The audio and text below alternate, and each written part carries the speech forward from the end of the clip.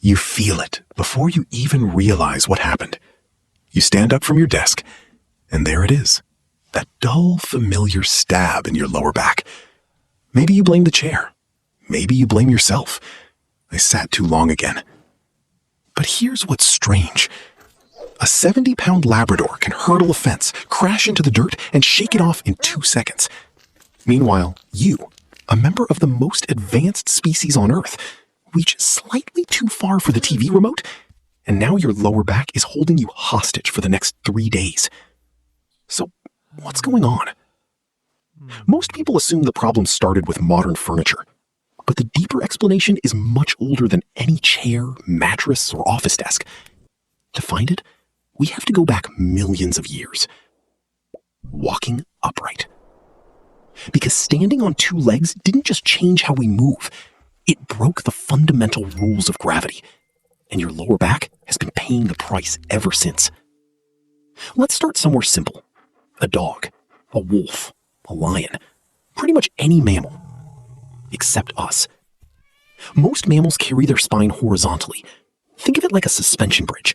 Weight is distributed across 4 legs. The spine isn't being crushed from above, it's being pulled from both ends. The ribs and muscles underneath act like cables holding everything in place. It's a remarkably stable design, elegant even. Then, around 4 million years ago, our ancestors stood up, and the suspension bridge became a tower. Suddenly your head, your arms, your chest, your organs, all of it stacked directly on top of a handful of vertebrae in your lower back. Imagine asking a structural engineer to design a tower that supports heavy loads, bends in every direction, absorbs constant shocks, and never fails. They'd laugh. Evolution couldn't start over with an entirely new design. It could only modify what already existed. So instead of building a new spine, it reshaped the old one. The S-shaped spine. That curve you see running through your back acts like a spring. It absorbs impact when you walk. It helps you stay balanced. It even helps women shift their center of gravity during pregnancy. Clever. Really clever. But every patch creates new problems. Between each vertebra, there's a small cushion called an intervertebral disc. Scientists call it a disc, but if you want an intuitive picture, think of it like a gel-filled cushion trapped between 2 blocks of stone. That's not anatomically perfect, but it's close enough for understanding what happens next. Now, imagine 2 heavy blocks squeezing that cushion.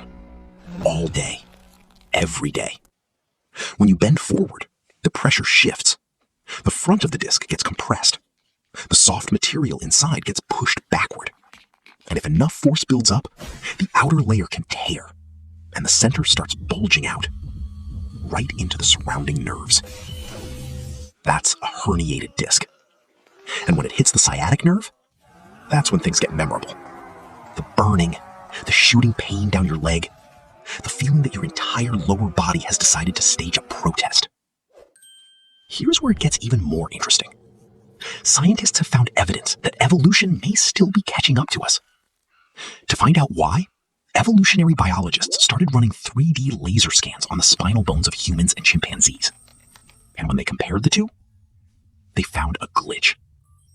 They discovered that people with herniated discs often have vertebra shapes that look shockingly similar to those of chimpanzees that still walk on all 4s.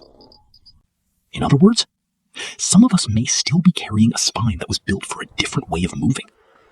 Our species stood up, but not every spine fully got the memo. Now, here's the part that really matters.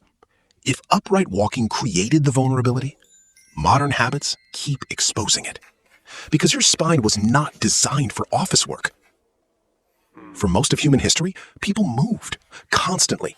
They walked, climbed, carried things, squatted.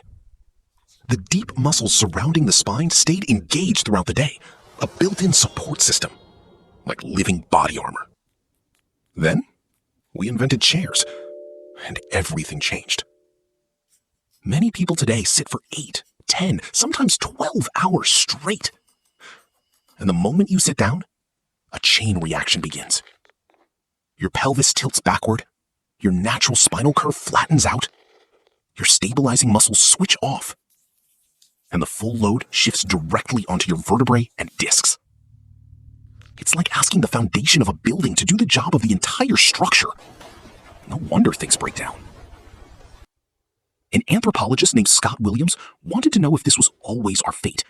So he compared the skeletons of Neanderthals and pre-industrial humans with those of modern industrial societies. The findings were hard to ignore. Lower vertebral deformation has increased dramatically over the last century. Let that sink in for a second. Your ancestors slept on the ground, walked for miles, lived outdoors with none of the comforts we take for granted. Evidence suggests that many modern risk factors associated with chronic back pain were far less common in pre-industrial populations.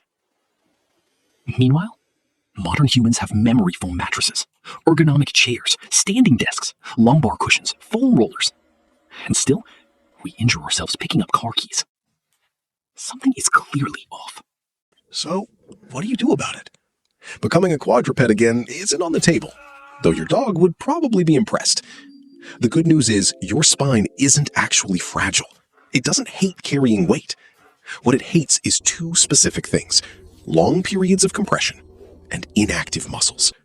If you have a diagnosed spinal injury, you should always consult a doctor first.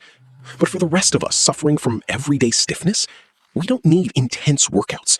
We just need a few simple ancestral physical resets. 3 things. First, hang. Find a pull-up bar and let your body just hang. Let gravity work in reverse for a minute. Give those compressed discs a chance to breathe. Second, squat. Not gym squats with weights, deep squats. The kind humans used for resting, eating, talking, and going to the bathroom for hundreds of thousands of years before chairs existed. It's one of the most natural positions your body knows. It's not extreme. It's ancient. Third, move. Every 45 minutes. Just 2 minutes. Stand up. Walk around. Let those stabilizing muscles wake back up and do their job. Of course, this isn't a medical cure for everyone. But getting out of your chair and changing your posture is one of the easiest ways to give your spine the active environment it actually evolved to need. Here's the thing. Your back pain isn't always a sign that something is broken. Sometimes it's something much older than that. It's a 2-million-year-old piece of evolutionary software sending the same signal it's been sending for generations. Move. That's what it's trying to tell you. Just move. Every ache, craving, fear, and habit in your body has a history. We're only beginning to uncover it. If you enjoyed this perspective and want to keep decoding the human body with us, consider subscribing and leaving a like. Because the most fascinating piece of ancient technology you'll ever encounter isn't in your pocket.